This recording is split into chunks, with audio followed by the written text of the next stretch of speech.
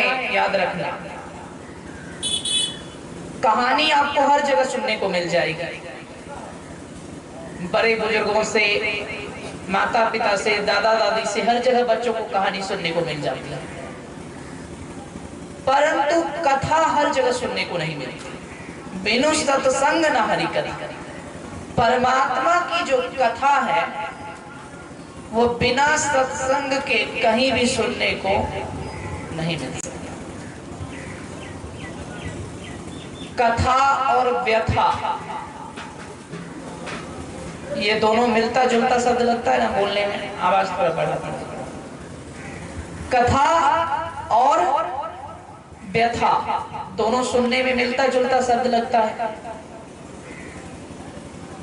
इसका रहस्य क्या है समझिए। ये दोनों शब्द सुनने में अवश्य मिलता जुलता प्रतीत होता है, परंतु ये दोनों एक दूसरे के साथ नहीं रह सकते। यदि आप परमात्मा की कथा सुनोगे, यदि आप परमात्मा की चर्चा करोगे, यदि आप परमात्मा को मानोगे, यदि आप परमात्मा के बारे में जानोगे, तो परमात्मा की कथा से दुनिया की बड़ी से बड़ी व्यथा का समूल नाश हो जाता है। दुनिया का ऐसा कोई कष्ट नहीं जो यहाँ नष्ट नहीं होता। दुनिया की ऐसी कोई व्यथा नहीं जो प्रभु की कथा से समाप्त नहीं होती।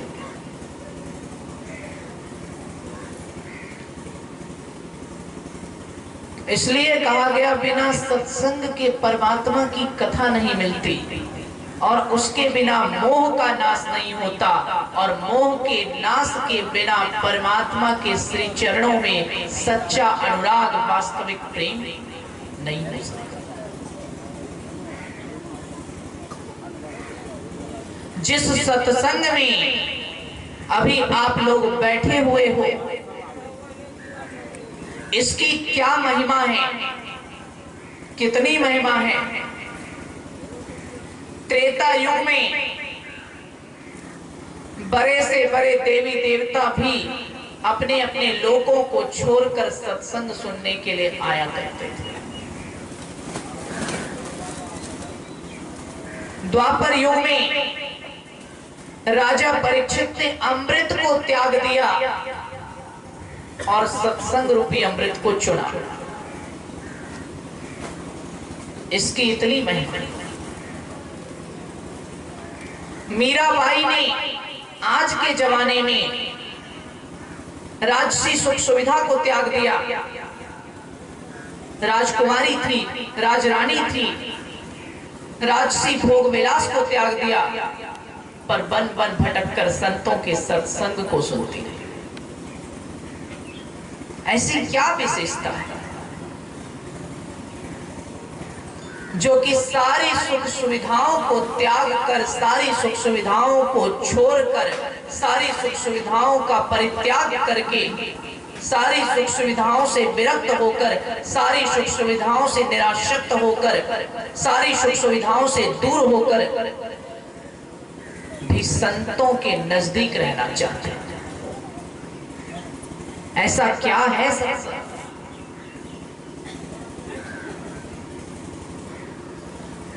अब सवाल उठता है, ऐसा क्या है सत्संग में?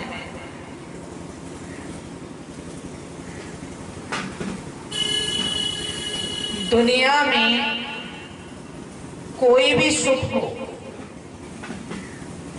वो सुख पदार्थ से प्राप्त होता है। कोई चीज मिल जाए, कोई सामान मिल जाए, सुखी हो जाते हैं। जितनी वस्तुएं हैं, जितना सामान है, धन हो, दौलत हो, रुपया हो, पैसा हो, गाड़ी हो, बंगला हो, खेत हो, मैदान हो, ये सब क्या है? ये सारी वस्तुएं पदार्थ हैं। इन सारी वस्तुओं को क्या कहते हैं? पदार्थ। दुनिया में जो सुख मिलता है वह पदार्थों के मिलने से मिलता है और पदार्थों के छिन जाने से छिन जाता है। पर सत्संग में आकर जो सुख मिलता है वह पदार्थों से नहीं मिलता। सत्संग में परमात्मा का वास होता है। दुनिया में हर जगह पदार्थ मिलते हैं, केवल एक सत्संग ही एक ऐसी जगह है जो अपवाद है। यहाँ पदार्थ नहीं बल्कि सारे पदार्थों की रचना करने वाले परमात्मा मिलते हैं। जहाँ परमात्मा मिले वहाँ पदार्थों की आवश्यकता ही नहीं। एक सृष्टि तो क्या, कोटि कोटि ब्रह्मांडों का निर्माण और विनाश उनके संकल्प विकल्प के अधीन रहता है। ऐसे सत्संग में आप बैठे हुए हैं जिस सत्संग को सुनने के लिए स्वयं देवादिदेव महादेव भगवान शिव शंकर भी लालायित रहते थे। 33 कोटि देवी देवताओं में भी जो सबसे महान माने जाते हैं उनको महादेव कहा जाता है। और ऐसे महादेव भी अपने लोगों को छोड़कर, अपनी प्रभुता को छोड़कर पूर्ण विनम्र होकर, पूर्ण समर्पित होकर, पूर्ण भाव विभोर होकर संतों के पास आते और उनका सत्संग सुनते। रामायण में वर्णन आया है, श्री रामचरितमानस में गोस्वामी तुलसीदास जी महाराज ने लिखा, एक बार त्रेता युग माही शंभु गए कुंभज ऋषि पानी। संग सती जग जननी भवानी पूजे ऋषि अखिलेश्वरी जानी। भगवान शिव अपनी भगवत सत्ता को छोड़कर, अपने पद की गरिमा को त्याग कर, अपनी प्रतिष्ठा का विचार किए बिना पूर्ण विनम्र होकर, पूर्ण दास्य भाव से, पूर्ण समर्पित भाव से, ओतप्रोत होकर, गदगद होकर, भाव विभोर होकर, प्रेम मग्न होकर अगस्त ऋषि के पास गए। उन्हीं को कुंभज ऋषि भी कहा जाता है। अगस्त ऋषि के पास गए और सती भी उनके साथ थी और सत्संग सुनने लगे। लेकिन एक बात याद रहे, नहीं जरूरत नहीं, एक बात याद रहे कि सत्संग में आकर भी यदि आप सत्संग में नहीं रहते हैं, ये बहुत बुरी बात है। कहते हैं मन तो रमे संसार में तन साधु के संग, तुलसी यही वियोग ते ना लागा हरि रंग। अब शरीर बैठा हुआ है और मन संसार में भटक रहा है, भाग रहा है, तो परमात्मा की भक्ति का रंग सत्संग में आकर भी आपके जीवन पर नहीं चढ़। यही हुआ, महादेव जी सत्संग सुनकर गदगद हो गए और महादेव जी सत्संग सुनकर मालामाल हो गए। मालामाल कैसे हुए? धन दौलत की तो उनको जरूरत थी नहीं, स्वयं सारी दुनिया के मालिक महादेव थे, तो भक्ति के धन से मालामाल हुए।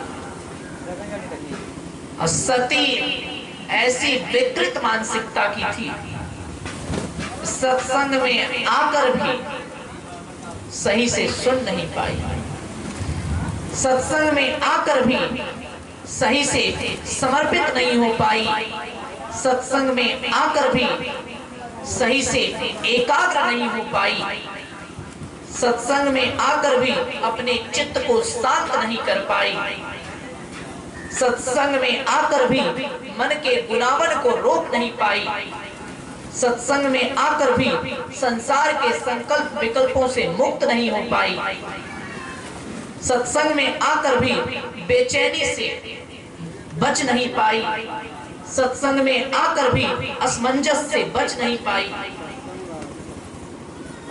परिणाम क्या हुआ? शिव जी तो सत्संग सुनकर चले। याद रहे, जो सच्चे हृदय से संत की वाणी को सुनकर सुनी समझहि जन मुदित मन मज्जहि अति अनुराग। जो सुनते हैं, समझते हैं, अपने हृदय में धारण कर लेते हैं लाई चारि फल अछत तनु, साधु समाज प्रयाग, उनको सब कुछ प्राप्त हो जाता है। जैसे ही भगवान शिव सत्संग करके निकले, सत्संग सुनकर निकले, जिन इष्ट के बारे में सुन रहे थे तुरंत उनका दर्शन हो गया। जो सच्चे हृदय से ये कहानी, ये कथा क्या सिखाती है? जो जीव सच्चे हृदय से सत्संग कर लेगा उनको तुरंत अपने इष्ट का दर्शन हो जाएगा, इसमें कोई संदेह नहीं। शिव जी सत्संग करके निकले और जैसे ही निकले कहते ते ही अवसर भंजन मही भारा, हरि रघुवंश लेन अवतारा, पिता वचन तजी राज उदासी, दंडक वन विचरत अविनाशी। उसी समय भगवान ने उसी काल में भूमि का भार हरण करने के लिए नर रूप में अवतार लिया था और वो अविनाशी नारायण भी अपनी नर लीला करते हुए दंडक वन में विचर रहे थे। तो भगवान शिव सत्संग से निकले और जिनका सत्संग सुनकर निकले उनका दर्शन हो गया। दर्शन होने का मतलब क्या है? आपने हमको देख लिया, हमने आपको देख लिया, ये दर्शन नहीं है। दर्शन होने का अर्थ है तत्व रूप में दर्शन। केवल शारीरिक दर्शन को दर्शन नहीं कहते हैं, तत्व रूप में दर्शन, आत्म रूप में दर्शन, आंतरिक दर्शन। शारीरिक दर्शन तो शूर्पणखा को भी हुआ, लेकिन काम वासना जाग गई। शारीरिक दर्शन तो रावण को भी होता था, लेकिन शत्रु भाव जाग जाता था। शारीरिक दर्शन की बात मैं नहीं कर रहा हूं, मैं तत्व दर्शन की बात कर रहा हूं। शारीरिक दर्शन अलग है और तत्व दर्शन अलग है। तो भगवान शिव को दर्शन हुआ, शिव ने प्रणाम किया। शिव ने शरीर से नहीं अपितु शरीर में रहने वाले उस तत्व से दर्शन किया, तत्व दर्शन। जो सत्संग करता है परमात्मा का तत्व दर्शन मिलता है, और जो सत्संग नहीं करता परमात्मा सामने भी आ जाए तो वो पहचान नहीं पाएगा, क्योंकि उसका तत्व दर्शन नहीं है, बाहरी दर्शन है, केवल शरीर का दर्शन है। जैसे आप और आपके कपड़े दो अलग अलग चीजें हैं, ठीक उसी तरह परमात्मा और उनका शरीर दो अलग अलग चीजें। तो शिव ने तत्व दर्शन किया, प्रणाम किया विनम्र होकर। शिव ने प्रणाम किया। सती ने तो सत्संग सुना नहीं था। सत्संग नहीं सुनोगे, चाहोगे अपने मस्तिष्क से परमात्मा को पाले, चाहोगे अपने दिमाग से परमात्मा को पाले, चाहोगे पढ़ लिख कर परमात्मा को किताब पढ़कर पाले, चाहोगे इधर उधर से परमात्मा को जानकर पाले, नहीं। संतों का संग नहीं करोगे, परमात्मा सामने भी आ जाए, दर्शन का फल नहीं मिलेगा, तत्व दर्शन नहीं हो पाएगा। उसी राम को शिव ने देखा, शिव भाव विभोर हो गए, और उसी राम को सती ने देखा, उसी राम को सती ने देखा। परिणाम क्या हुआ? सती के मन में संशय आ गया, संशय आ गया, शक आ गया, शंका आ गई। अब वो सोचने लगी, ये कौन है जिन्हें हमारे स्वामी प्रणाम कर रहे हैं?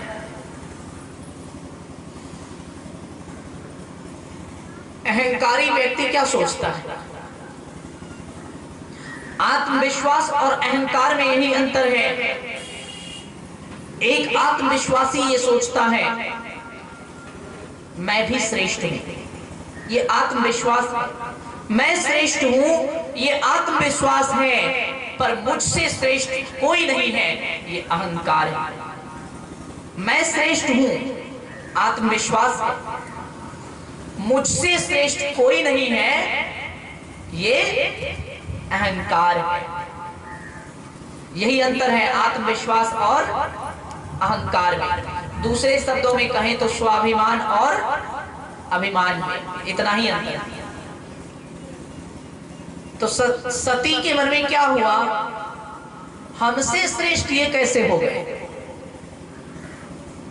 हम तो सारे देवों के देव महादेव और उनकी श्रीमती जी हम ही हैं, उनकी धर्मपत्नी हम हैं, तो ये हमसे बड़े कहां से हो गए। सबको चलाने वाले मालिक के हम, उनकी अर्धांगिनी हम हैं, ये हमसे बड़े कहां से हो गए। तो सती ने क्या विचार किया, मैं इनकी परीक्षा लूंगी। सोचिए, जो सत्संग में आकर भी सत्संग नहीं कर पाता, संत पर विश्वास नहीं कर पाता, वह कितना ही बड़ा आदमी हो, कितना ही ज्ञानी हो, उसकी मति ऐसी भ्रष्ट हो जाती है कि सारे जगत की परीक्षा लेने वाले की वह परीक्षा लेना चाहता है। जो अखिल ब्रह्मांड की परीक्षा लेते हैं उनका परीक्षक बनना चाहता है। इतनी मति भ्रष्ट हो गई थी सती। जो सारे संसार की जड़ चेतन सबकी परीक्षा लेने में सक्षम है, उनका परीक्षक बनना, तो सोचा उनकी परीक्षा ले। याद रखना, एक होता है प्रेम, दूसरा होता है प्रणाम, तीसरी होती है परीक्षा और चौथी होती है प्रतीक्षा। प्रेम, प्रणाम, परीक्षा और प्रतीक्षा, चार चीजें होती है, याद रखना। एक होता है प्रेम, फिर प्रणाम, परीक्षा और प्रतीक्षा। इन चार चीजों में भगवान को पाने के लिए सच्चे भक्त को तीन चीज करना चाहिए, लेकिन एक चीज नहीं करना चाहिए। आप सबसे पहले प्रणाम कीजिए। प्रणाम करना यानी नतमस्तक हो जाना। प्रणाम करने का मतलब ये नहीं हाथ जोड़ कर खड़े हो गए, हो गया प्रणाम। दिल से झुक जाना, उसको कहते हैं प्रणाम करना। अपने आप को समर्पित कर देना। तो आप सबसे पहले प्रणाम करो, यानी दिल से समर्पित हो जाओ। समर्पित हो जाओगे तो धीरे धीरे आपको प्रेम हो जाएगा, प्रेम हो जाएगा। जैसे एक लड़की की शादी किसी लड़के से हो जाती है, माँ बाप जाते हैं, रिश्ता तय करके आ जाते हैं। क्या लड़की को पता है लड़का कैसा है? नहीं है, कुछ पता नहीं। माँ बाप गए, रिश्ता तय करके आ गए। बेचारी लड़की पहले से ना जानती थी, ना पहचानती थी, ना प्रेम था, ना कुछ। माँ बाप ने रिश्ता जहां तय कर दिया, लड़की वहां रहने लग जाती है और रहते रहते दोनों में प्रेम हो जाता है। पहले से तो कोई प्रेम नहीं था, माता पिता ने रिश्ता तय कर दिया, शादी विवाह कर दिया, रहते रहते प्रेम हो गया। वही बात है, परमात्मा को प्रणाम करो, उनके साथ रहना सीख जाओ, अर्थात उनको अपने आप को उनको सौंप दो। जैसे माँ बाप की आज्ञा से एक लड़की अपने आप को, अपने पति को सौंप देती है, साथ में रहते रहते प्रेम हो जाता है। तो पहले प्रणाम करो, यानी प्रणाम करने का मतलब अपने आप को समर्पित कर दो, अपने आप को झुका दो, अपने आप को सरेंडर कर दो। ऐसा कर दोगे तो उसके बाद प्रेम हो जाएगा। तो भक्त को अपने भगवान को प्रणाम करना चाहिए, उनसे प्रेम करना चाहिए। प्रणाम करो, सब में पौ है। प्रणाम, प्रेम, परीक्षा और प्रतीक्षा, चारों में क्या है? पौ। सब में एक ही, सबके आरंभ में एक ही अक्षर है, समझो। प्रणाम करो यानी अपने आप को समर्पित करो। समर्पित कर दोगे तो प्रेम हो जाएगा। जब प्रेम हो जाएगा तो क्या होगा? परिणाम, प्रेम और प्रतीक्षा। प्रतीक्षा करनी चाहिए, प्रणाम करना चाहिए यानी समर्पण करना चाहिए, प्रेम करना चाहिए यानी उन्हीं में अपना सुख देखना चाहिए, और प्रतीक्षा करना चाहिए यानी उनका इंतजार करना चाहिए, उनका वेट करना चाहिए। प्रणाम करो, प्रेम करो, प्रतीक्षा करो, लेकिन परमात्मा की परीक्षा कभी मत करना। 3 काम करना, चौथा कभी मत करना। परमात्मा प्रणाम करने की चीज है, परमात्मा प्रेम करने की चीज है, परमात्मा प्रतीक्षा करने की चीज है, लेकिन सज्जनों परमात्मा परीक्षा करने की चीज नहीं है। सती ने क्या किया? शिव ने प्रणाम किया, शिव ने प्रेम किया, शिव ने प्रणाम किया, शिव ने प्रेम किया, शिव ने प्रतीक्षा भी की, लेकिन सती ने क्या किया? सती ने ना प्रणाम किया, ना प्रेम किया, ना प्रतीक्षा की, सती ने परीक्षा कर लिया। अरे भाई, जो तीनों लोगों की परीक्षा लेने वाले हैं उनकी परीक्षा क्या ले पाओगे? सती सोचती है जरा परीक्षा ले, परीक्षा ले। अब सोचती है परीक्षा लेंगे तो परीक्षा कैसे ले, परीक्षा कैसे ले? तो सती के मन में विचार आता है, ये सीता को खोज रहे हैं, सीता को खोज रहे हैं, क्यों ना हम इनके सामने सीता ही बनकर चले जाएं। जिस सीता के वियोग में दुखी हैं, जिस सीता के वियोग में उदास हैं, जिस सीता के वियोग में बेचैन हैं, जिस सीता के वियोग में व्याकुल हैं, जिस सीता के वियोग में पागल हो रहे हैं, जिस सीता के वियोग में दीन हुए जा रहे हैं, क्यों ना वही बनकर हम चले जाएं। हम अगर वही बनकर चले जाएंगे, हमको देखकर अगर ये खुश हो जाएंगे, हमें तो सीता मिल गई, हो गई इनकी परीक्षा, रिजल्ट दे दूंगी कि ये फेल हो गए। समझो, जो तीनों लोगों को रिजल्ट देने वाले हैं, सती उनको रिजल्ट देने के बारे में सोच रही है कि इनको मैं रिजल्ट दूंगी, आप पास हुए कि फेल हो। सारे ब्रह्मांड को रिजल्ट देने वाले को पास फेल का रिजल्ट देना चाहती है। इतनी मति भ्रष्ट हो गई। जाती है, प्रभु चले आ रहे थे, अब बीच रास्ते पर बैठ गई, आगे राम जी पीछे हैं, उनसे आगे बीच रास्ते पर बैठ गई। सोचा कहीं इधर उधर बैठा कहीं ध्यान नहीं पड़ेगा, अगल बगल में बैठूंगी कहीं देख नहीं पाएंगे, तब तो मौका चला जाएगा। सो नहीं तो क्या करना चाहिए, तो बीच रास्ते पे बैठ जाओ। बीच रास्ते पे बैठ गए। बीच रास्ते पर जब बैठती है, लक्ष्मण जी ने देखा, राम जी का वर्णन नहीं किया है गोस्वामी जी ने, सबसे पहले लक्ष्मण जी ने देखा। राम जी के बारे में क्यों नहीं कहा कि पहले राम जी ने देखा? वो तो परमात्मा है, परमात्मा को देखने के लिए आंख की जरूरत ही नहीं है, वो सबको देखते हैं, वो तो पहले से ही देखे हुए। लक्ष्मण जीव है, लक्ष्मण की उपमा जीव से की गई है, राम की उपमा ब्रह्म से की गई है। लक्ष्मण जीव है, राम ब्रह्म है। तो जीव को साधारण आंख से देखने की जरूरत होती है, लेकिन ब्रह्म को किसी आंख की जरूरत नहीं है। बिनु पग चलहि सुनहि बिनु काना, कर बिनु कर्म करहि विधि नाना, आनंद रहित सकल रस भोगी, बिनु बानी वक्ता वर जोगी, तन बिनु परस नयन बिनु देखा, ग्रह घ्राण बिनु वास असेखा, असि सब भांति अलौकिक करनी, महिमा जासु जाई नहीं वर्णी। परमात्मा तो वो है,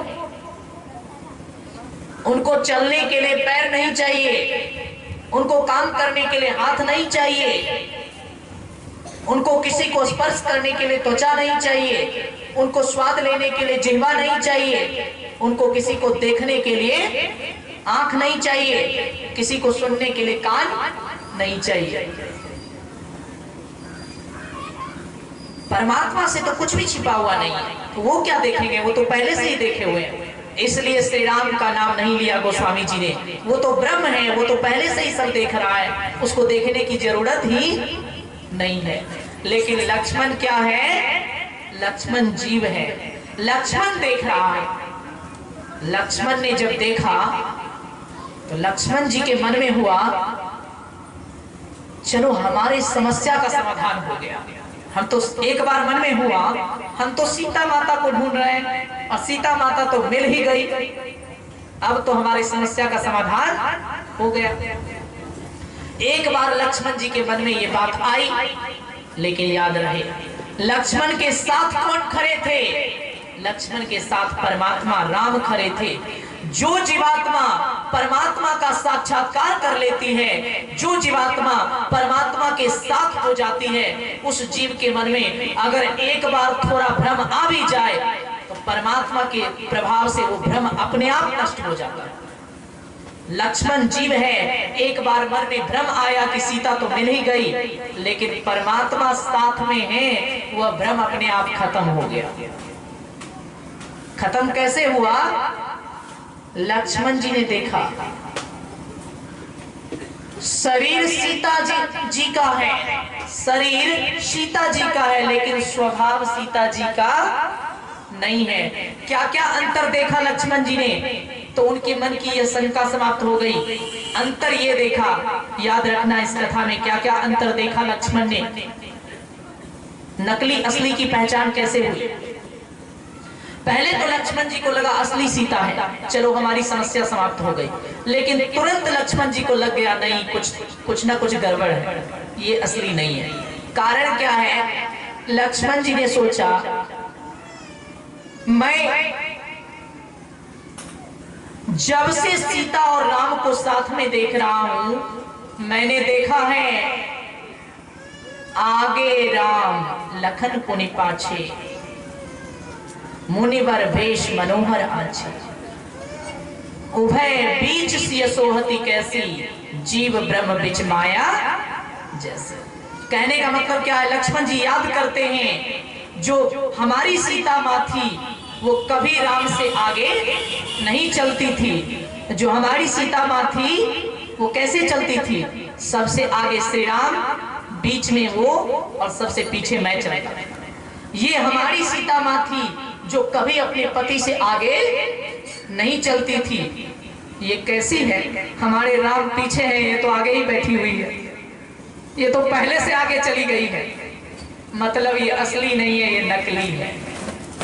रामायण की कथा क्या है? असली और नकली की पहचान है। असली राम कौन है, असली सीता कौन है, नकली राम कौन है, नकली सीता कौन है, यही तो संत की कलम से लिखा गया है। संत ने इस प्रसंग में असली और नकली का ही वर्णन किया है। लक्ष्मण जी ने सोचा, यदि ये हमारी असली सीता माँ होती तो ये राम से आगे कभी नहीं जाती, ये तो पहले से ही आगे चली गई, यानी ये असली नहीं, ये नकली है। आजकल के पत्नियों का क्या कहना? पहले तो आगे चलती तक नहीं थी और आज तो सब कुछ आगे होता है। पहले आगे ही खाती है, महाराज जी जाए कहीं भी पहले आगे ही खा लेगी। हम लोग कहीं दूर जाते हैं तो ट्रेन में देखते हैं प्यास लगी, दो प्राणी एक साथ हैं, बोतल निकालती है, पहले खुद पीती है, फिर उनका जूठा ग्रहण करते हैं, उनका जूठा चरणामृत महाराज जी लेते हैं। मतलब ये आज के समय में देखा जाता है, पहले खाना, पहले पीना, पति के बोलने से पहले कोई भी बात पूछो तो बीच में टपक जाना, पहले बोलना, पहले खाना, पहले पीना, पहले बोलना, पति से पहले बैठ जाना, हर चीज पहले। यही तो नकली है। लक्ष्मण जी ने कैसे पहचाना नकली है? लक्ष्मण जी को याद आया, हमारी सीता माँ राम से आगे कभी नहीं हो सकती, ये तो आगे चली गई है, ये असली नहीं, ये नकली है। जो नारी ऐसा करे वो असली नहीं, वो नकली नारी है, ये लक्षण नहीं है। आजकल तो सब पहले होता है, श्रीमान बाद में ही सब करेंगे, पहले तो समय समय की बात। दूसरा अंतर समझिए, लक्ष्मण जी ने कैसे पहचाना ये असली नहीं ये नकली है। लक्ष्मण जी ने याद किया, मैंने जब भी देखा है तब मैंने देखा है श्री राम की सेवा में सीता जी को, श्री राम के बैठने के बाद सीता जी को बैठते हुए देखा है मैंने। ये कैसी सीता है, राम खड़े हैं और ये खुद बैठी हुई है, ये तो असली सीता नहीं। लक्ष्मण जी को याद आया, जो हमारी सीता माँ थी ऐसा कभी नहीं हुआ था कि श्री राम खड़े रहे और वो खुद बैठ जाए, ऐसी नहीं थी।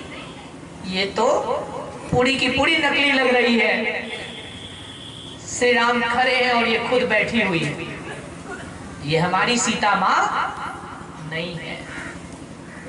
किसी का शरीर बना लेना, किसी का भेष धारण कर लेना बड़ी बात नहीं, लेकिन उसका स्वभाव नहीं बना पाओ, उसके संस्कार कहां से लाओ। लक्ष्मण जी ने सोचा ये असली नहीं है तो पक्की नकली निकली। अब लक्ष्मण जी सोचते हैं चलो असली है चाहे नकली है जो भी है, हम निर्णय करने वाले कौन होते हैं? तीनों लोगों के असली नकली का निर्णय करने वाले हमारे साथी खड़े हैं। हमें इस टेंशन में नहीं पड़ना है, हमें इस झमेले में नहीं पड़ना है। जो सारी दुनिया के असली नकली का निर्णय करते हैं वो तो हमारे साथी हैं, वही निर्णय करेंगे।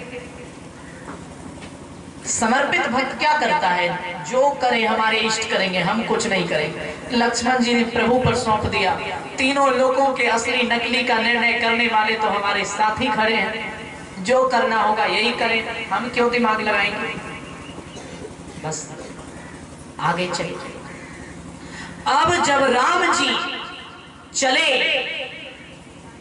राम जी सती के पास पहुंचे, सती के पास पहुंचे तो गोस्वामी जी ने लिखा, अति आदर प्रभु किन्न प्रणामा, पिता समेत लिन्न निज नामा, कहां कृपा निधि कहां वृष के तू, विपिन अकेल फिरत के ही हेतु।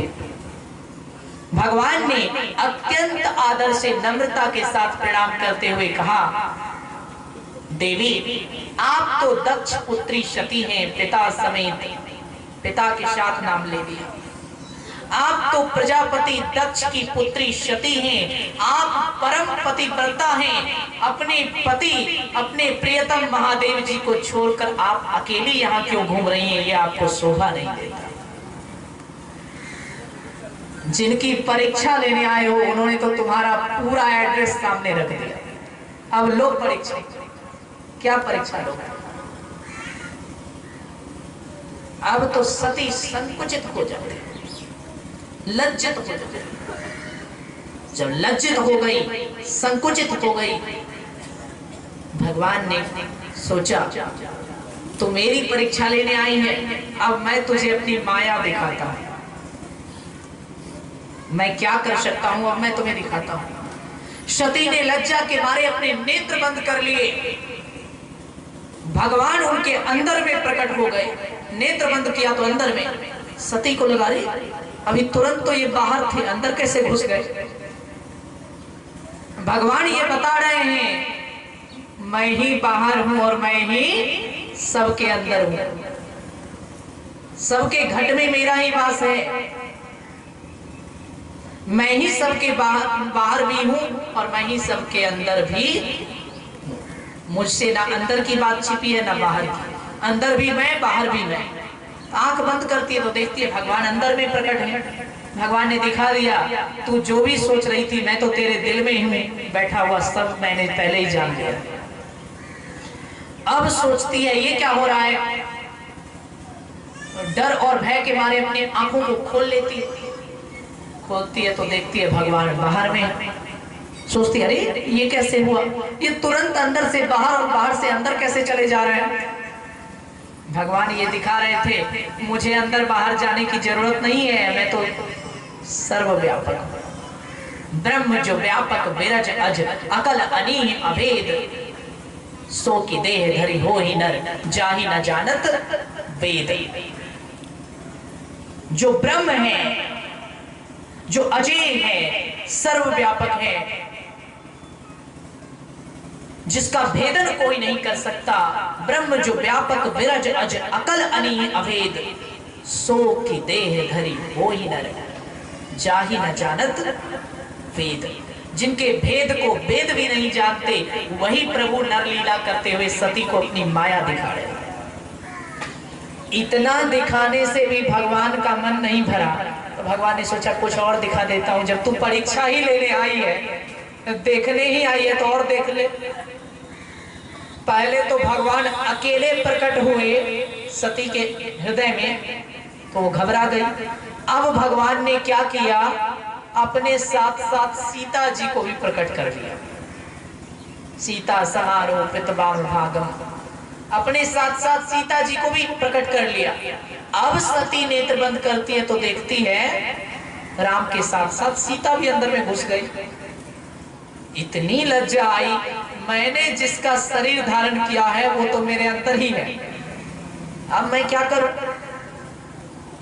फिर आंख खोलती है, देखती है बाहर में भी वही। भगवान ने सोचा चलो कुछ और दिखाते हैं।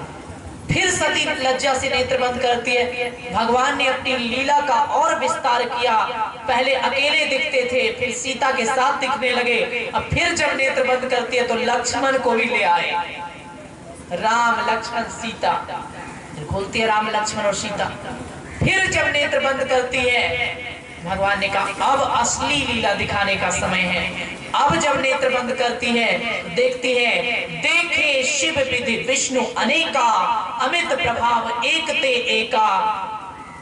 अनेक ब्रह्मा, अनेक शिव, अनेक विष्णु जो श्री राम की स्तुति कर रहे थे, श्री राम की सेवा में लगे हुए थे। भगवान ने कहा अब तू देख और तू पहचान तू किस शिव की पत्नी है। अनेकों शिव यहाँ खड़े हैं, किस शिव की पत्नी है तू, किस शिव के पद पर अहंकार है तुझे, पहचान इतने सारे शिव में से तेरा शिव कौन है। देखे शिव विधि विष्णु अनेका, अनेक शिव, अनेक ब्रह्मा और अनेक विष्णु, अमित प्रभाव एक ते एका। अनेक, सब एक से एक प्रभाववान, सब विचित्र, सब अद्भुत। वाणी का पहचान लो। अब तो सती कंफ्यूज, अब ये भी नहीं पहचान पा रही है मेरे 5 मुख वाले शिव कहाँ हैं। इतने सारे शिव में से जिस शिव की सत्ता पर मुझे अहंकार था वो शिव कहाँ है। अब तो ये तक पहचानने में भूल गई। अब भगवान लज्जित हो गई, डर गई, शर्मा गई, संकुचित हो गई, अपनी ही दृष्टि में गिर गई, भयभीत होकर वहां से भाग गई।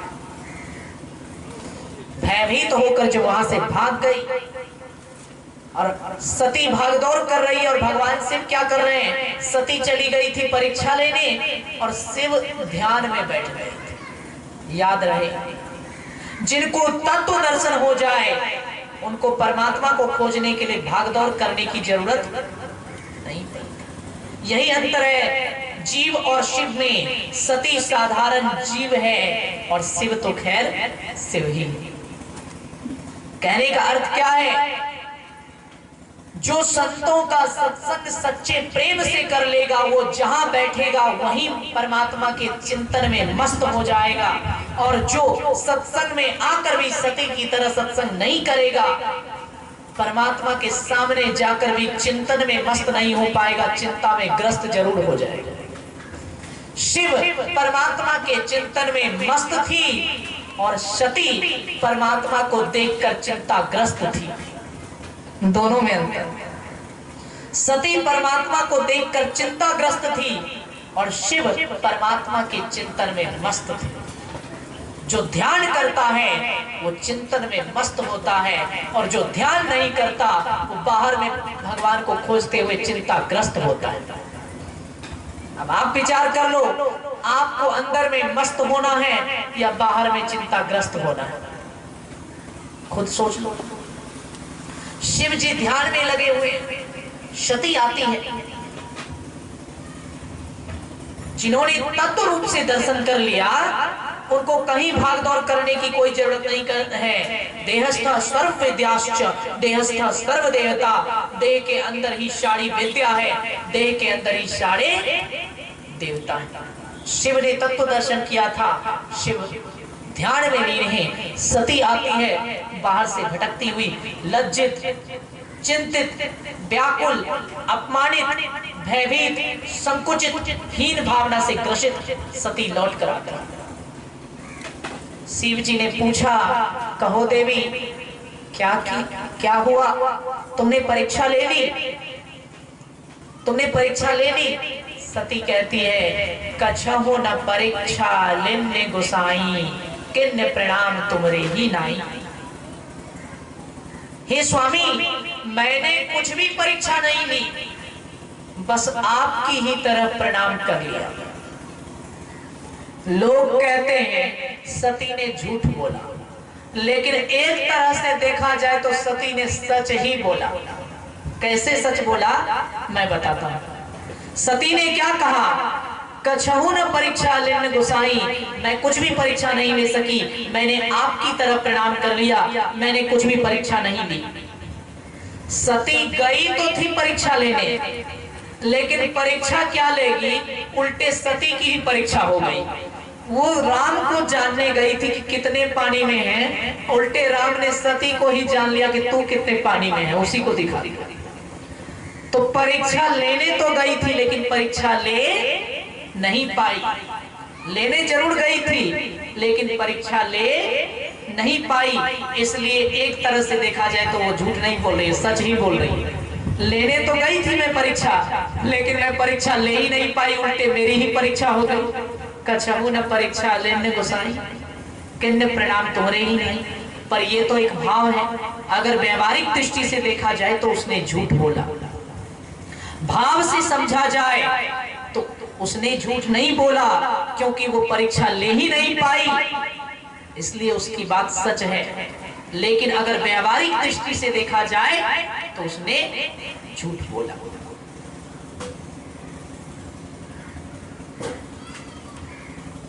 जब सती ने ऐसा कह दिया,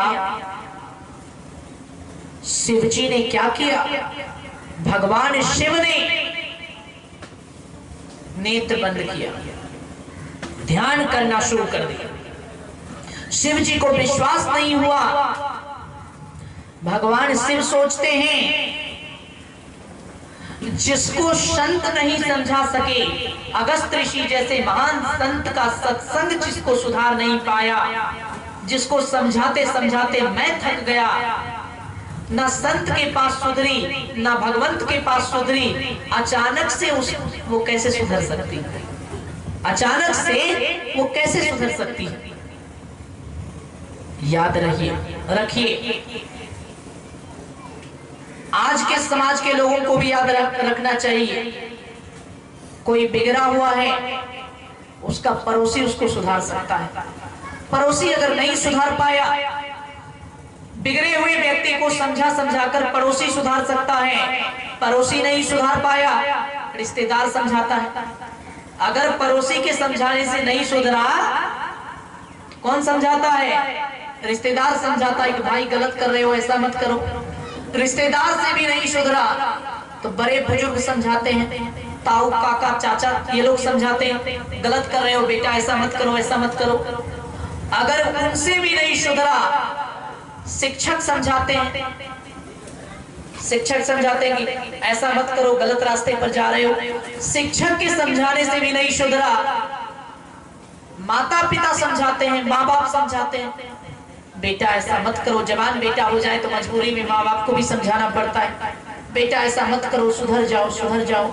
याद रहे, जिसको पड़ोसी नहीं सुधार सकता, उसको रिश्तेदार सुधार सकते हैं। जिसको रिश्तेदार नहीं सुधार सकता, उसको शिक्षक सुधार सकते हैं। जिसको शिक्षक नहीं सुधार सकते, उसको अंत में उसके माँ बाप सुधार सकते हैं। जिसको उसके अपने माँ बाप भी नहीं सुधार सकते, उनको संत सुधार सकते हैं।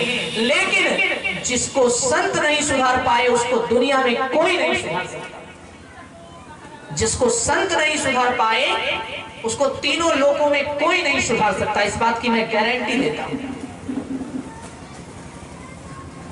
सबसे बिगड़ते हुए आ जाओगे, अंतिम विकल्प है, लास्ट ऑप्शन है सच्चे संत के शरण में। जो संत के चरण में नहीं सुधरा वो तीनों लोकों में कहीं भी नहीं सुधर सकता, इस बात की पूरी गारंटी।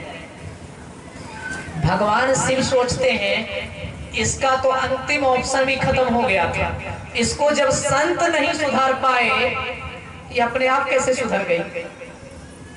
जिसको संत नहीं सुधार पाए अपने आप कैसे सुधर गई?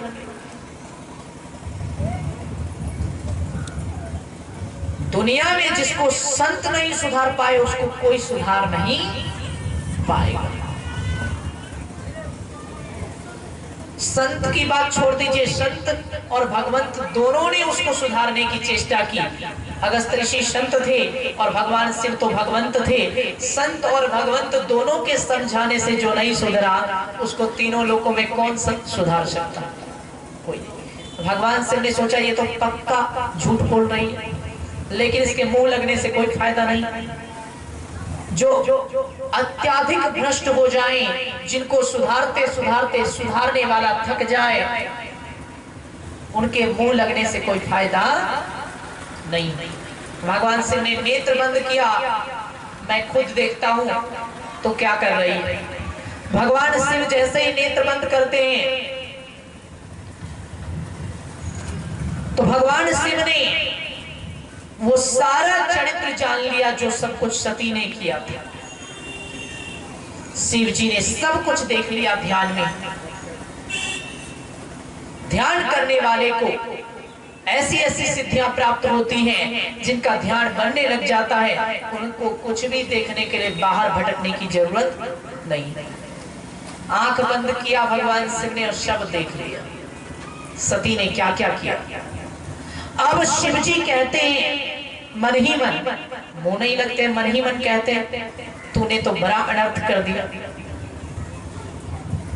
तूने मेरी अधिष्ठात्री का रूप धारण कर लिया।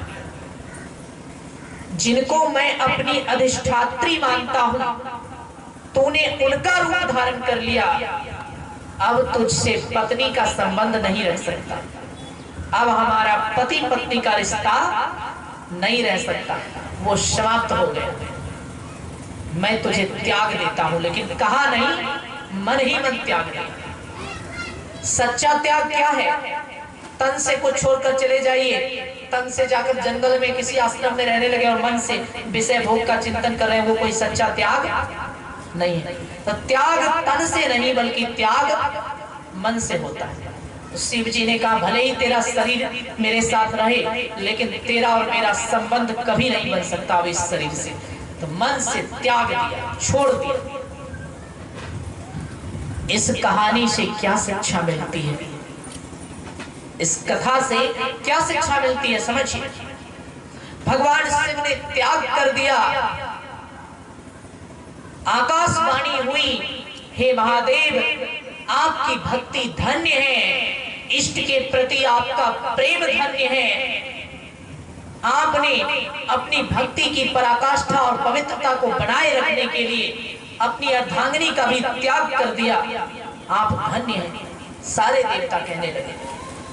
सती कुछ समझ नहीं पाई, किस बारे में कह रहे हैं देवता की धन्य है धन्य है।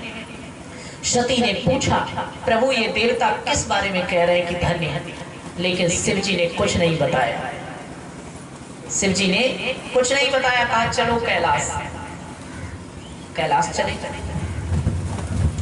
कैलाश जब चले गए तो सती के मन में बार बार यही हो रहा है, इन्होंने क्या संकल्प लिया, क्यों देवता इनको धन्य धन्य कह रहे हैं। लेकिन भगवान शिव ने सोचा इसको सुधारने का एक और प्रयास करना चाहिए। भगवान शिव फिर सत्संग सुनाने लगे, शायद सुधर जाए। सती को फिर भगवान शिव स्वयं सत्संग सुनाने लगे। जो सच्चे महापुरुष होते हैं, संत होते हैं, अवतारी पुरुष होते हैं, वो चाहते हैं कि किसी तरह से कल्याण हो जाए। कितना ही पापी है इसका नाश ना हो, सब पर दया करते हैं, सोचते हैं किसी तरह सही रास्ते पर आ जाए। एक बार नहीं, 2 बार नहीं, 10 बार, 20 बार, 1000 बार समझाते हैं,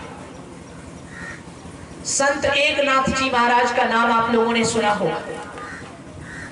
संत एकनाथ जी महाराज थे। एक बार संत एकनाथ जी महाराज कहीं से होकर गुजर रहे थे, जा रहे थे। तो एकनाथ जी महाराज जब जा रहे थे तो उन्होंने देखा एक नदी थी, नदी के तट से होकर जा रहे थे। उन्होंने देखा नदी में एक बिच्छू डूबता हुआ, बहता हुआ जा रहा है। तो संत का हृदय बड़ा दयालु होता है। लागी दया कोमल चित संता, गोस्वामी जी ने लिखा। संत को किसी को पीड़ा में देखकर दया आ जाती है। वो किसी को तड़पते, छटपटाते, मरते, दुखी होते नहीं देख सकते अपने आंख के सामने। तो एकनाथ जी महाराज को उस बिच्छू पर दया आ गई। एकनाथ जी महाराज ने क्या किया, अपने हाथ का सहारा बिच्छू को दे दिया। वो बिच्छू डूब रहा था, नदी किनारे जाकर एकनाथ जी महाराज ने कुछ दूर तक जल में जाकर अपना हथेली उस बिच्छू को दे दिया, इस पर चढ़कर बाहर आ जाओ। लेकिन जैसे ही बिच्छू को अपनी हथेली दी, बिच्छू ने डंक मार दिया। तुरंत एकनाथ जी महाराज ने व्याकुल होकर हथेली को हटा लिया, पीड़ा हुई हथेली हटा लिया, और थोड़ी देर बाद सहकर फिर से हथेली दे दिया। हाथ हटाया, जाने लगे, फिर वो बिच्छू छटपटाने लगा, डूबने लगा, फिर दया आ गई, फिर से हथेली लगा दिया। उस बिच्छू ने क्या किया, फिर से डंक मार दिया, फिर से पीड़ा हुई, फिर हाथ हटा लिया, फिर जाने लगे। लेकिन फिर देखा संत क्या है, खुद उनको पीड़ा हो जाए लेकिन फिर दूसरे को पीड़ा होती है तो सच्चे संत का हृदय फिर पिघल जाता है। फिर उनका दिल पिघल गया, फिर से उन्होंने अपनी हथेली लगा दी। वो बार बार हथेली लगाते और बिच्छू बार बार डंक मार देता। एक व्यक्ति जा रहा था उधर से, उसने कहा महाराज आप ये क्या कर रहे हो, अपने हाथ की दशा देखो, इस बिच्छू के काटने से आपको कितनी पीड़ा होती है, फिर भी आप जानबूझकर खतरा क्यों मोल ले रहे हो, जानबूझकर बार बार आप अपनी हथेली उस बिच्छू के पास क्यों दे रहे हो, इतना डंक मारा उसने आपको, आप अपना जीवन संकट में क्यों डाल रहे हो उसके लिए। संत एकनाथ जी महाराज ने कहा यदि कोई दुष्ट अपनी दुष्टता को नहीं छोड़ सकता तो कोई सज्जन अपनी सज्जनता को कैसे छोड़ सकता है। डंक मारना एक बिच्छू का स्वभाव है। एक बिच्छू अगर इतना जिद्दी है कि वो डंक मारना नहीं छोड़ सकता, ये बिच्छू बहुत जिद्दी है, ये डंक मारना नहीं छोड़ेगा। मैं मनुष्य हूं, मैं महाजिद्दी हूं, इससे भी बड़ा जिद्दी हूं, मैं उपकार करना नहीं छोड़ूंगा।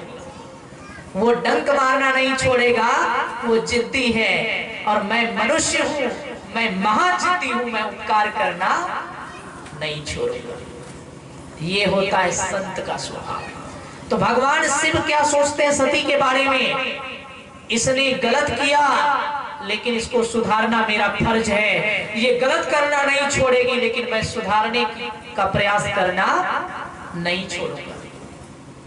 ये गिरती जा रही है लेकिन मैं इसको उठाने का प्रयास नहीं छोड़ूंगा। इतना होने के बाद भी शिव जी कुछ नहीं कहते हैं, ये भी नहीं कहते कि मैंने तुम्हारा त्याग कर दिया है, कुछ भी नहीं बोलते हैं। इतना सब होने के बाद भी शिव जी सत्संग सुनाते हैं, क्योंकि सत्संग से जन्म जन्म के पापों का नाश हो जाता है। तो शिव जी सोचते हैं सती के पापों का नाश हो जाए, इसी विचार से महादेव जी सत्संग सुनाने लगते हैं। सत्संग सुनाने लगते हैं, लेकिन सती के दिमाग में क्या चल रहा है, इन्होंने क्या संकल्प किया, अभी तक बताया नहीं। क्या संकल्प किया अभी तक बताया नहीं, इन्होंने कौन सी प्रतिज्ञा की। अब समझिए सत्संग चल रहा है लेकिन मन का गुनावन मिट नहीं रहा है। सत्संग चल रहा है लेकिन मन का संकल्प विकल्प खत्म नहीं हो रहा है। ऐसी स्थिति है। एक बार बेइज्जत हो चुकी है, एक बार अपनी गलती का परिणाम भुगत चुकी है, भगवान की परीक्षा लेने गई थी, खुद की ही परीक्षा करवा कर आ चुकी है। इतना ठोकर लगने के बाद भी कोई सुधार नहीं है। सत्संग चल रहा है और सोच रही है कि क्या संकल्प किया, अभी तक बताया नहीं क्या संकल्प किया, यही चल रहा है। कई लोग जो होते हैं ना एकदम महावज्र होते हैं, पत्थर जैसे, दुनिया इधर से उधर पलट जाए लेकिन हम पलटने वाले नहीं। इसी को कहते हैं वज्र प्रवृत्ति। वज्र प्रवृत्ति मतलब पत्थर की प्रवृत्ति, टूट जाएंगे लेकिन हिलेंगे नहीं। तो सती में क्या थी, वज्र प्रवृत्ति आ गई थी। इतना गलत हुआ, इतना गलत किया, लेकिन फिर भी सुधरने का नाम नहीं। इतने में एक घटना घटी।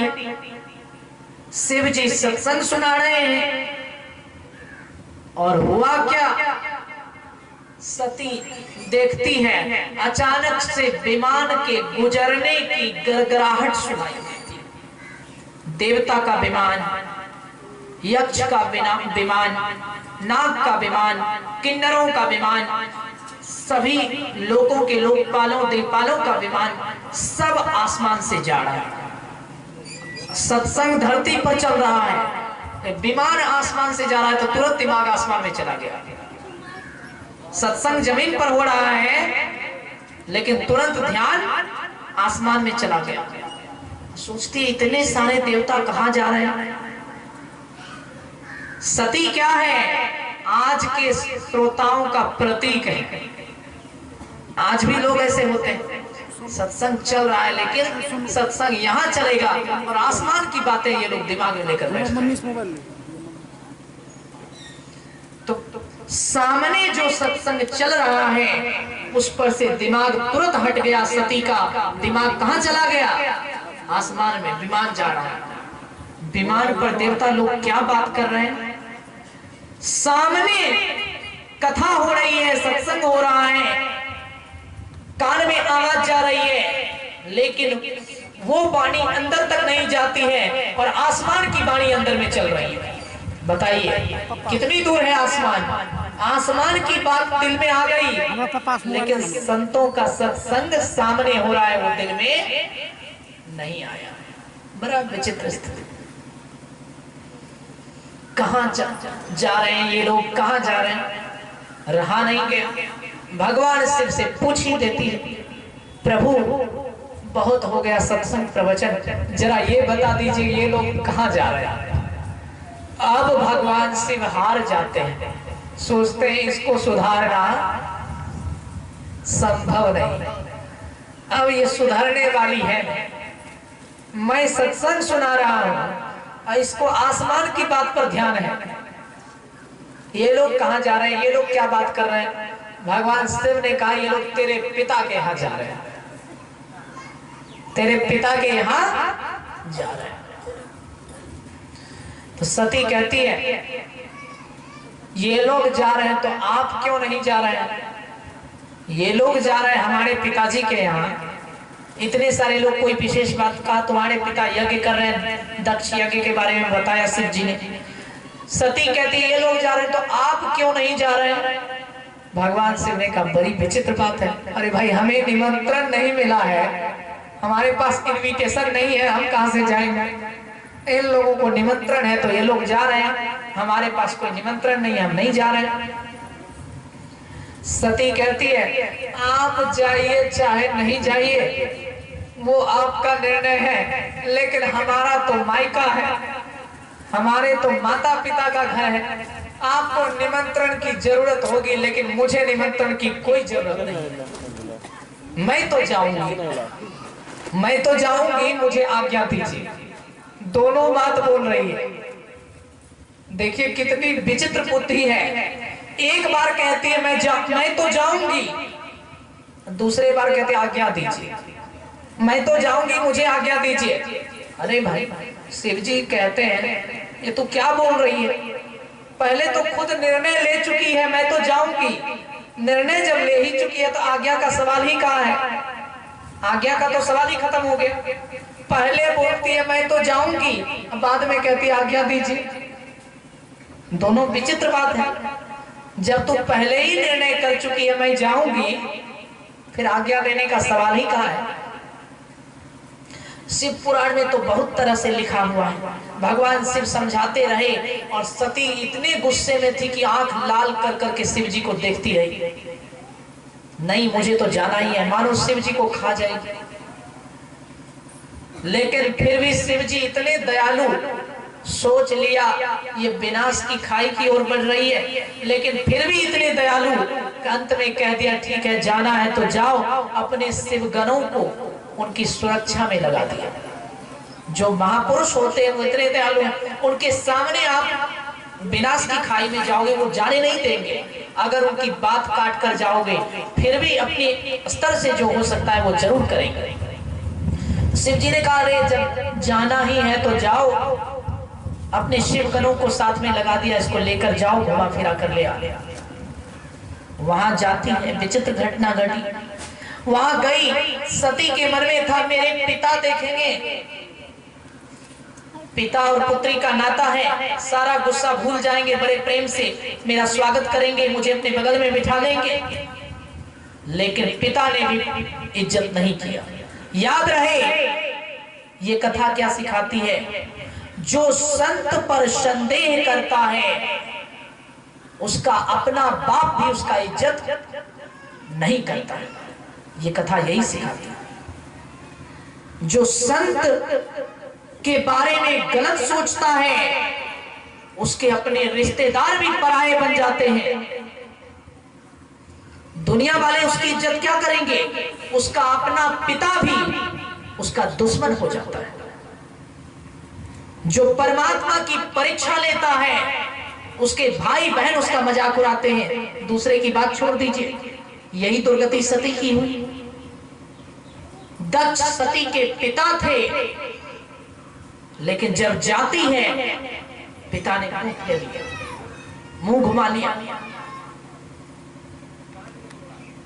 जो संत के सामने मुंह घुमा लेता है ये शिक्षा मिलती है। जो संत का अनादर करता है उसके अपने रिश्तेदार भी उसका आदर नहीं करते। रामायण में लिखा हुआ है, सती जब जाती है दक्ष ने मुंह फेर लिया। सती जब जाती है उसकी अपनी बहन, उसकी जितनी बहनें थी, बहनों ने कहा हंसते हुए, अरे सती तू आ गई, तू यहाँ कैसे आ गई? कैसे आ गई मतलब मुझे तो निमंत्रण मिला तब मैं आई, कैसे आ गई? तो सती बोलती है कैसे आ गई मतलब? तो वो कहते, उनकी बहनें कहती है हमें तो पिताजी ने बार बार पंडितों को भिजवाया, पुरोहितों को भिजवाया, ऐसे निमंत्रण दिलवाया, वैसे निमंत्रण दिलवाया, तेरे पास पिताजी का एक भी संदेश नहीं आया, फिर भी तू आ गई। मजाक उड़ाते हुए चली जाती है। याद रहे, परमात्मा की परीक्षा लोगे सारी दुनिया मजाक उड़ाएगी। जो परमात्मा की परीक्षा लेता है उसके अपने रिश्तेदार भी उसका मजाक उड़ाने लगते हैं। दूसरे की बात छोड़ दीजिए।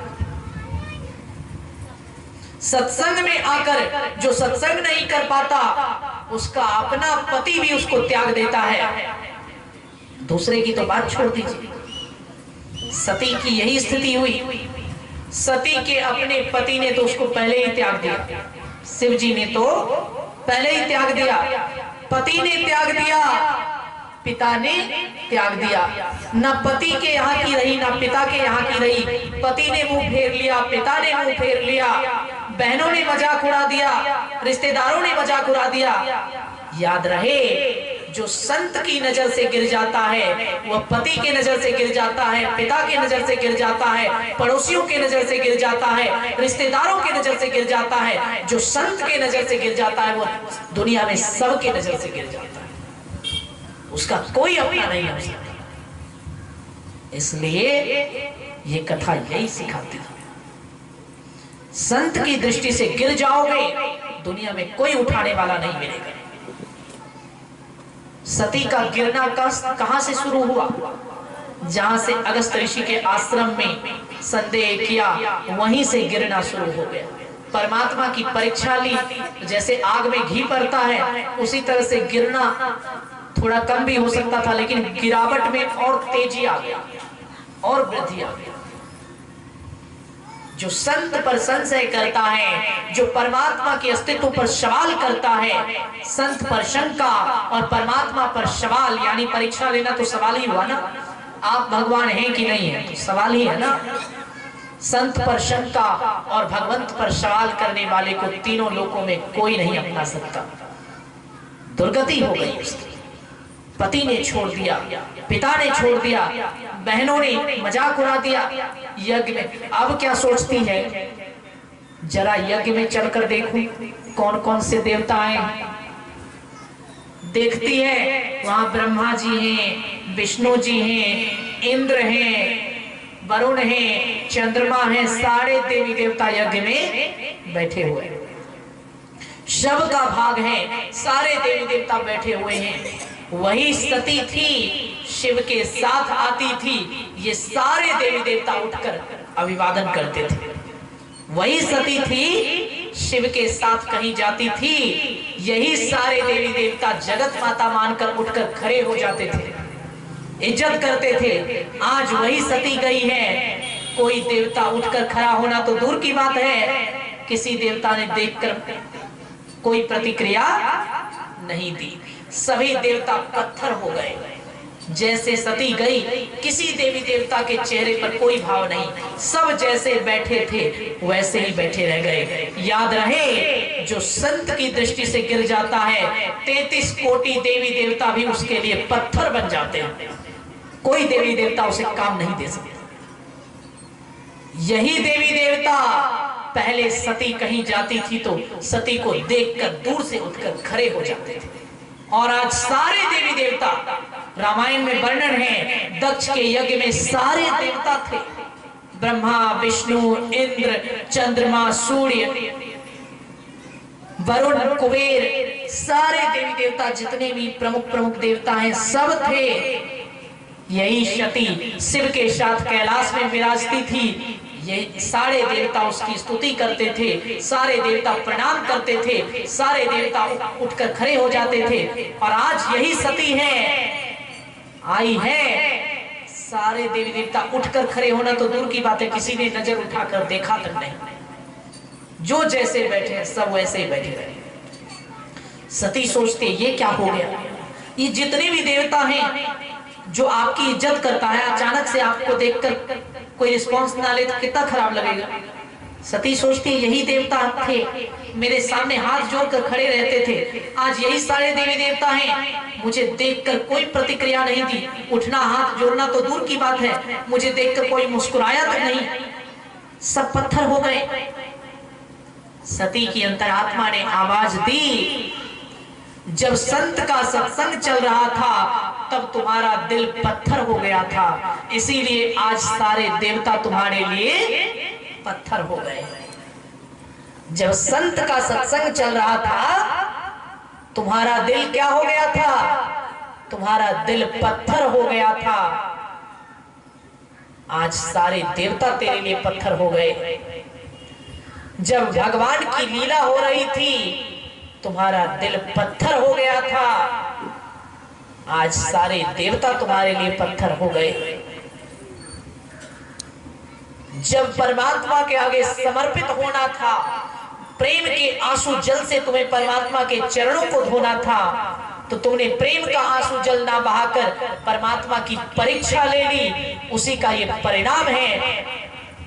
तूने परमात्मा की परीक्षा ली। ये कितने पानी के भगवान हैं, भगवान ने तुझे तेरी औकात दिखा दी। जो देवता तेरे सामने खड़े होते थे वो देवता आज तुझे देखकर आसन पर मस्ती से बैठे हुए, तेरी औकात सामने आ गया। ऐसा नहीं करना चाहिए। कहने का अर्थ क्या है सज्जनों, संत की दृष्टि से जो गिर जाता है वो अपने ही माँ बाप की दृष्टि से गिर जाता है। जो संत की दृष्टि से गिर जाता है वो अपने ही भाई बहन की दृष्टि से गिर जाता है। जो संत की दृष्टि से गिर जाता है वो अपने ही पति पत्नी की दृष्टि से गिर जाता है। जो संत की दृष्टि से गिर जाता है वो अपने ही परिवार की दृष्टि से गिर जाता है। जो संत की दृष्टि से गिर जाता है उसका साथ उसका अपना पति तक नहीं देता। सती के हर जगह सती के साथ शिव जाते थे, आज पहली बार है शिव ने अकेला छोड़ दिया, अकेली सती आई। जो संत का साथ छोड़ देता है उसका पति भी उसका साथ कहने का अर्थ है कोई साथ देने वाला नहीं मिलेगा, कोई सपोर्ट करने वाला नहीं मिलेगा, सारी दुनिया आपके खिलाफ हो जाएगी। यहां तक छोड़ दीजिए रिश्तेदार, परिवार, पिता, पति, इन सब की बात छोड़ दीजिए। लोगों को रहता है कि इंसान काम देना दे, देवता जरूर काम देंगे। आज वो भी दिखा दिया, संत के नजर से गिरी 33 कोटि देवी देवताओं में किसी ने काम नहीं दिया। सब देख रहे हैं तमाशा, सबके सामने सती का अपमान हो रहा है, सबके सामने बेइज्जती हो रही है, कोई देवता एक शब्द नहीं बोल रहा है, सब पत्थर हो गए। इसलिए सत्संग में आकर भाव को जगाकर रखो। यदि आप संत के सामने पत्थर हो जाओगे, अहंकार से अकड़ कर पत्थर की तरह खड़े रहोगे, दुनिया के सारे देवता आपके लिए पत्थर बन जाएंगे, सारे रिश्तेदारों का दिल आपसे टूट जाएगा। ना आपका पति, ना आपका पिता, ना आपका परिवार, ना आपका पड़ोसी, ना कोई देवी, ना कोई देवता, कोई आपका साथ नहीं दे सकता। और जिस पर संत की कृपा हो जाती है उसका इतना बड़ा कल्याण हो जाता है। गोस्वामी तुलसीदास जी महाराज ने एक छोटी सी पुस्तक लिखी है जिसका नाम है हनुमान चालीसा। उसमें 2 लाइन उन्होंने लिखा विभीषण जी के बारे में। तुम्हारो मंत्र विभीषण बाना, लंकेश्वर भये सब जग जाना। हनुमान रूपी संत की बात को विभीषण ने मान लिया। तुम्हारो मंत्र विभीषण माना, लंकेश्वर भय सब जग जाना। हनुमान रूपी संत की बात को विभीषण रूपी जीव ने स्वीकार कर लिया। हनुमान रूपी संत के कहने पर विभीषण रूपी जीव चलने लगा। परिणाम क्या हुआ? कहते हैं जो संपत्ति शिव रावण ही, दिन दिए 10 माथ, सोई संपदा विभीषण ही, सकुच दिन रघुनाथ। अंतर बताया गया है। रावण को सोने की लंका मिली, अपार धन दौलत मिला, संपत्ति मिला, प्रतिष्ठा मिली। कैसे मिली? रावण जब तपस्या करता था, रामायण में आया है, बहुत कष्ट होता था रावण को। लोग फूल चढ़ाकर भगवान को खुश करते हैं, रावण क्या करता था? सिर काट कर चढ़ाता था। आपका एक उंगली कट जाए आपको कितना दुख होता है, और कोई गला काट कर चढ़ाता था उसको कितना दर्द होता होगा, सोच लीजिए। थोड़ा सा उंगली कट जाए ब्लेड से कितना दुख होता है, पैर के नाखून में थोड़ा सा ठेस लग जाए कितना दुख होता है। पूरा गला काट कर रावण चढ़ाता था, उसको कितना कष्ट होता होगा। इतना दुख सहकर, जंगलों पहाड़ों में रहकर, गले को काट काट कर रावण ने चढ़ाया। इतना सब कष्ट सहने के बाद रावण को क्या मिला? सोने की लंका, धन संपत्ति। जो इतने कष्ट के बाद रावण को मिला, गोस्वामी जी ने लिखा जो संपत्ति शिव रावण ही, दिन दिए 10 माथ। जो संपत्ति शिव जी ने रावण को 10 सिर काट कर चढ़ाने के बाद दिया था, सोई संपदा विभीषण ही, सकुच दिन रघुनाथ। विभीषण को न सिर काटना पड़ा, न जंगल जाना पड़ा, न भूखे प्यासे रहना पड़ा, कोई कष्ट नहीं सहना पड़ा। केवल हनुमान रूपी संत की आज्ञा का पालन किया, बिना कोई कष्ट सहे बैठे बैठे वो सारी संपत्ति राम ने विभीषण को दे दी। ये है संतों के सत्संग का महत्व। जो संपदा शिव रावण ही, दिन दिए 10 माथ, सोई संपदा विभीषण ही, सकुचि दिन रघुनाथ। संत की कृपा हो जाए, आपको जंगलों पहाड़ों में जाने की जरूरत नहीं है। संत की कृपा हो जाए, आपको अन्न जल त्यागने की जरूरत नहीं है। संत की कृपा हो जाए, आपको भूखे प्यासे रहने की जरूरत नहीं है। संत की कृपा हो जाए तो आपको सिर काट कर चढ़ाने की जरूरत नहीं है। रावण को सिर काट कर चढ़ाना पड़ा, इतना मेहनत करना पड़ा। अब विभीषण को क्या करना पड़ा? कुछ नहीं करना पड़ा। ना विभीषण का सिर कटा, ना विभीषण ने कहीं जाकर कोई बड़ी तपस्या की, कुछ भी नहीं किया। बस हनुमान रूपी संत की आज्ञा का पालन किया। विभीषण ने क्या किया? बस एक ही काम किया, तुम्हारो मंत्र विभीषण माना। संत के द्वारा जो मंत्र मिला उस मंत्र का जप विभीषण ने किया। जो काम रावण को उपवास करने से, बलि देने से, अपने ही सिर की बलि देने से, सब कुछ छोड़ने से जो चीज रावण को मिला था, वो चीज विभीषण को केवल संत की आज्ञा का पालन करने से मिला। और कैसे मिला? भगवान शिव ने रावण को वरदान दिया, तो भगवान शिव हमेशा ऊपर रहे, रावण नीचे रहा। रावण ने प्रणाम किया, शिव जी ने वरदान दिया। लेकिन विभीषण जी कभी राम के नीचे नहीं बैठे। रामायण में लिखा हुआ है, श्री राम ने विभीषण को अपने बराबर का आसन दिया। जहां भगवान बैठे थे, प्रभु ने अपने बराबर विभीषण को बैठा लिया। और भगवान शिव ने तो बड़े भगवंत के पद के साथ रावण को वरदान दिया था, तुझे ये मिल जाएगा। लेकिन विभीषण को लंका का राज्य देते हुए उल्टे राम जी ही लज्जित हो गए। छोटी सी भेंट दे रहा, संत की आज्ञा के अनुसार चलोगे, परमात्मा के बराबर बैठने का सौभाग्य मिलेगा। संत की आज्ञा के अनुसार चलोगे, परमात्मा कुछ देंगे तो एहसान नहीं करेंगे, वो खुद लज्जित हो जाएंगे। सकुचा कर दिया, सकुची दे दी रघुनाथ। ये होना चाहिए। तो संत की आज्ञा के अनुसार चलने वाला जीव विभीषण कहलाता है और सब कुछ मिलता है। भौतिक उन्नति भी और आध्यात्मिक उन्नति भी होती है। और संत के विरुद्ध चलने वाले के विरुद्ध उसके अपने माँ बाप रिश्तेदार भी हो जाते हैं। संत के विरुद्ध जो चलता है वही सती बन जाता है। सती की इतनी बेइज्जती हुई, वो सह नहीं पाई, उसको अपने ही पिता के घर आग में जलकर भस्म होना पड़ गया। आप लोग जानते ही होंगे इस कथा को। अपने ही पिता के घर उसको अपमान सहते सहते कोई बचाने वाला नहीं मिला, आग में जलकर भस्म होना पड़ गया। यह है संत पर शंका करने का, सत्संग में आकर भी दिमाग को इधर उधर करते रहने का, सत्संग में आकर भी संत और भगवंत पर प्रेम न रखने का, भगवान की परीक्षा लेने का यही परिणाम है। सती सोचती थी परीक्षा लेकर मैं आपको रिजल्ट दूंगी, आप भगवान हैं या नहीं है। भगवान ने कहा मैंने तुम्हारे पाप कर्मों का रिजल्ट दे दिया, ये लो, तुम्हें अपने ही पिता के घर जलकर भस्म होना पड़ा। तू मेरी परीक्षा क्या लेगी? ये तेरा रिजल्ट है। तू जो फेल हुई है ये तेरा ही रिजल्ट है। जो जैसा करेगा वैसा ही पाएगा।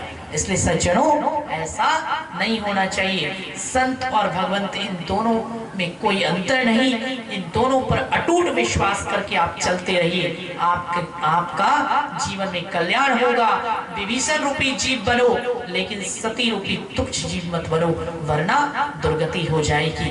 बोलिए प्रेम से श्री सद्गुरु महाराज की जय। बोलिए श्री सद्गुरु महाराज की। इस वीडियो को लाइक करें, हमारे चैनल को सब्सक्राइब कर बेल आइकन जरूर प्रेस करें हमारी न्यू वीडियो